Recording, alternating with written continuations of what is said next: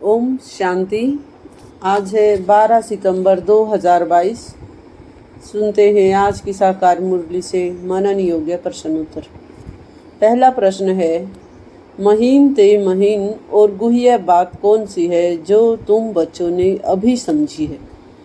बाबा बताते सबसे महीन से महीन बात है कि यह बेहद का drama second by second shoot होता है, फिर 5000 वर्ष बाद फिर वही रिपीट होगा। जो कुछ होता है कल्प पहले भी हुआ था, ड्रामा अनुसार ही होता है, इसमें मूंझने की कोई भी बात नहीं है। जो कुछ होता है nothing new, second by second drama की रील फिरती रहती है, पुराना मिटता जाता है, नया भरता जाता है। हम पार्ट बजाते जाते हैं, फिर वही शूट होता रहता है। ये महीन बातें कोई किसी भी शास्त्र में नहीं है। तुम बच्चों को पहले पहले यह निश्चय करना है कि बाप स्वर्ग की स्थापना करने वाला है। बरोबर भारत को बाप से स्वर्ग का वर्षा मिला था, फिर कैसे गवाया, यह मुख्य बात समझने की है। सारा खेल हार जीत का है, माया के हारे हार है। लौकिक में मनुष्य माया धन को समझ लेते हैं, वास्तव में माया 5 विकारों को कहा जाता है। किसी के पास यदि धन होगा तो कहेंगे इसके पास माया बहुत है, लेकिन उनको माया का वास्तविक अर्थ नहीं पता है। कहाँ स्थूल धन और कहाँ माया, इन दोनों में दिन रात का अंतर है। तुम्हारा हमेशा किस दुश्मन की ओर अटेंशन रहता है। कोई भी शरीरधारी तुम्हारा दुश्मन नहीं है। बाबा ने बताया है, हमारा बड़े से बड़ा दुश्मन रावण है, जिस पर हमें हर सेकंड अटेंशन रखनी है। हम जिसको दुश्मन समझते हैं वह और किसी की बुद्धि में नहीं होगा कि हमें इस रावण दुश्मन पर जीत पाने हैं। यही पूरे भारत का नंबर 1 दुश्मन है। शिव बाबा जन्म भी भारत में लेते हैं, तो बाबा समझाते हैं कि हम सबका नंबर 1 दुश्मन रावण है, जिस पर ज्ञान और योग बल से जीत पानी है। तमो प्रधान से सतो प्रधान जरूर बनना है। परमात्मा बाप आकर किन बच्चों को पढ़ाते हैं, यह हम सब बच्चे जानते हैं कि परम पिता परमात्मा की जन्म भूमि भारत है, इसीलिए यहाँ पर शिव जयंती मनाया जाता है। परंतु शिव ने आकर क्या किया यह किसी को पता नहीं है। बाबा आकर हम सब बच्चों को बैठ पढ़ाते हैं। इनमें अबलाएं कुब्जाएं साधारण गरीब ते गरीब सभी मनुष्य आकर सब पढ़ते हैं। वे साहूकार लोग तो अपने धन की खुशी में रहते हैं, नहीं तो इतनी ऊंच से ऊंच पढ़ाई ऊंचे मनुष्यों को पढ़नी चाहिए। अर्थात जो पढ़ाई भगवान आकर पढ़ाए तो उसको पढ़ने वाले भी बहुत ऊंच चाहिए, लेकिन यहाँ पर पढ़ते हैं गरीब और साधारण। तुम कुछ भी शास्त्र आदि यदि नहीं पढ़े हो तो बहुत अच्छा है। बाबा कहते हैं जो कुछ सुना है अथवा पढ़ा है वह सब भूल जाओ। हम नई बात सुनाते हैं कि ज्ञान व योग बल से तुम पूरे विश्व पर जीत पा सकते हो। बरोबर 5000 वर्ष पहले भी बाबा ने ऐसे ही राजयोग सिखाया था, जिससे राजाई प्राप्त की थी। अब फिर माया पर जीत पाने के लिए बाबा राजयोग सिखला रहे हैं। इसको ही ज्ञान और योग बल कहा जाता है। परमात्मा आकर अपनी आत्माओं को कहते हैं कि मुझे याद करो। भगवान तो है ही निराकार, तो उनको राजयोग सिखलाने के लिए ज़रूर आना पड़े। भारत में गीता आदि सुनाने वाले बहुत ढेरों हैं, परंतु यह कोई नहीं सिखाएगा कि विकारों रूपी रावण पर तुम्हें जीत पानी है तो माँ मैकम याद करो। यह कोई भी कह नहीं सकता, यह तो बाप ही आकर आत्माओं को कहते हैं कि आत्म अभिमानी बनो। जितना बनेंगे उतना ही हम बाप को याद कर सकेंगे। आत्मिक स्थिति में स्थित होकर ही हम परमात्मा के साथ योग लगा सकते हैं। जितना आत्मिक स्थिति में स्थित रहेंगे उतना ही आत्मा तमो प्रधान से सतो प्रधान बनती जाएगी।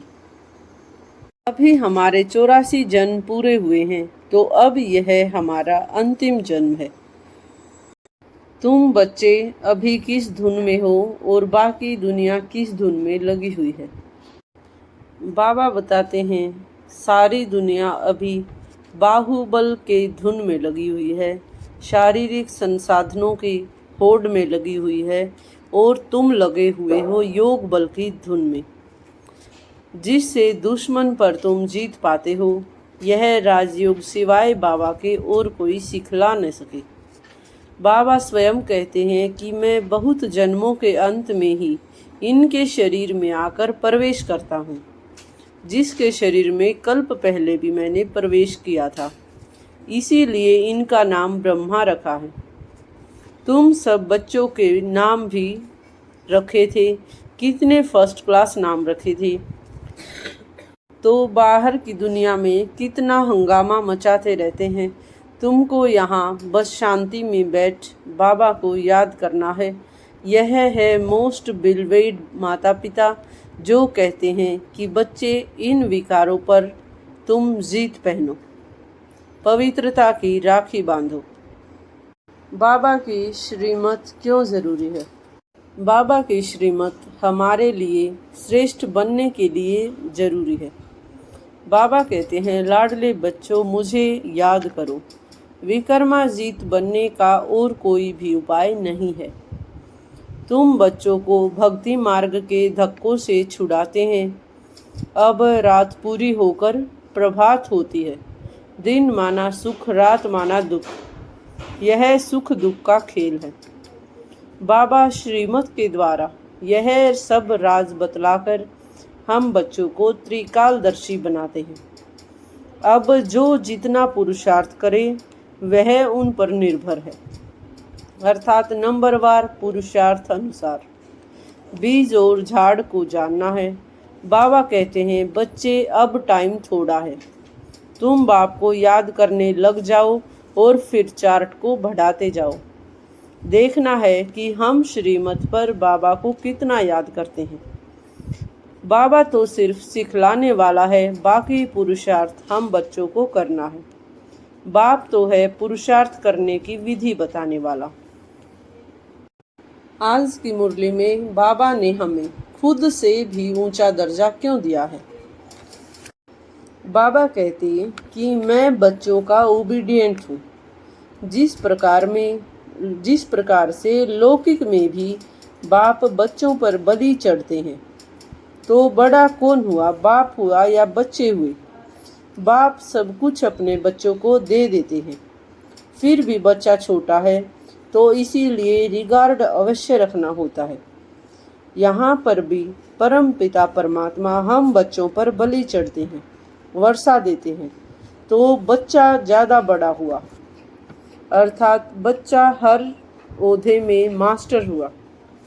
परंतु बाप होने के वास्ते हमें बाबा का रिगार्ड रखना होता है। सबसे पहले बाप के आगे बच्चों को बलि चढ़ना होता है, तब बाप 21 बार बलि चढ़ेंगे। भक्ति में हम सदा काल से कहते आए हैं कि जब आप आएंगे तो हम बलिहार जाएंगे। अभी वह समय आ गया है, इसीलिए बाबा प्रश्न पूछते हैं कि तुमको कितने बच्चे हैं।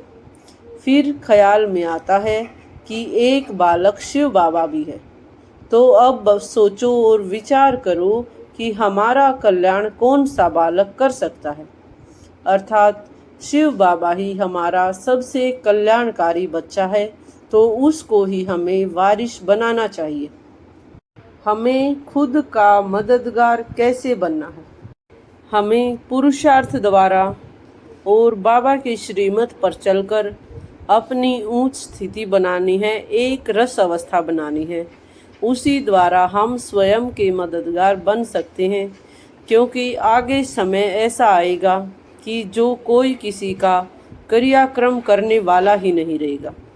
इसीलिए बाप सदा कहते हैं देह सहित सब कुछ त्याग ट्रस्टी हो, श्रीमत पर चलते जाओ तो बाबा डायरेक्शन देते रहेंगे। बाबा तुम्हारी सेवा करते हैं तुमको स्वर्ग का मालिक बनाने के लिए। बाकी बाबा तो निष्कामी है, सर्व का सद्गति दाता एक बाप ही है, वह एवर पावन है। बाबा कहते हैं बच्चे अपना मददगार स्वयं बनो। जो अब मेरा मददगार बनेगा वही फिर अपना मददगार स्वयं बनता है। योग भट्टी क्यों आवश्यक है? बाबा कहते हैं अपनी उन्नति के लिए योग भट्टी आवश्यक है। अपने पापों को भस्म करने का ख्याल करना है, दूसरी बातों के प्रश्नों में नहीं जाना है। अपने संस्कारों को पवित्र करने के लिए, परिवर्तन करने के लिए योग की भट्टी अति आवश्यक है। योग बल की भट्टी में ही सब कीचड़ा निकल जाता है और हम पवित्र हो जाते हैं। योग की भट्टी अर्थात अपने लिए स्वयं ही हमें मेहनत करनी होती है। आत्मा ही समझती है, आत्मा ही ज्ञान सुनती है ऑर्गन्स द्वारा, और आत्मा ही संस्कार ले जाती है। जैसे बाबा लड़ाई वालों का मिसाल देते हैं, यदि कोई लड़ाई में अपना शरीर छोड़ देता है तो वह वही संस्कार लेकर चला जाता है और अगले जन्म में भी वह ऐसी जगह ही जन्म लेता है। ठीक वैसे ही हम बच्चे भी संस्कार साथ ले जाते हैं। तो योग अवस्था में यदि कोई शरीर छोड़ते हैं तो वे रूहानी मिलिट्री में आ जाते हैं। कर्मों का हिसाब किताब बीच में चुकतू करने जाते हैं। आगे बाबा कहते हैं इन सब प्रश्नों के विस्तार में जाने की तुम्हें कोई आवश्यकता नहीं है। तुम सिर्फ अपने पापों को भस्म करने का ख्याल करो। कर्म बंधन मुक्त अवस्था कैसे बना सकते हैं? आज का बाबा का वरदान है, मेरेपन के अधिकार को समाप्त कर क्रोध व अभिमान पर विजयी बनने वाले कर्म बंधन मुक्त भव। जहाँ मेरेपन का अधिकार रखते हो कि ये क्यों किया, यह मेरी है या मेरा है, तो क्रोध अभिमान या मोह आता है। लेकिन ये सेवा के साथी हैं, न कि मेरे का अधिकार है। जब मेरा नहीं तो क्रोध मोह का कर्म बंधन भी नहीं। तो कर्म बंधनों से मुक्त होने के लिए एक बाप को अपना संसार बना लो। एक बाप दूसरा न कोई। एक बाप ही संसार बन गया तो कोई आकर्षण नहीं, कोई कमज़ोर संस्कारों का बंधन भी नहीं। सब मेरा मेरा एक मेरे बाप में समा जाता है। आज का स्लोगन है, मास्टर सर्वशक्तिमान वह है जो समय प्रमाण हर गुण हर शक्ति को कार्य में लगाए। आज की मुरली से स्वमान है, मैं कर्म बंधन मुक्त कर्म योगी आत्मा हूँ। मैं मास्टर सर्वशक्तिमान आत्मा हूँ। धन्यवाद। ओम शांति, ओम शांति, ओम शांति।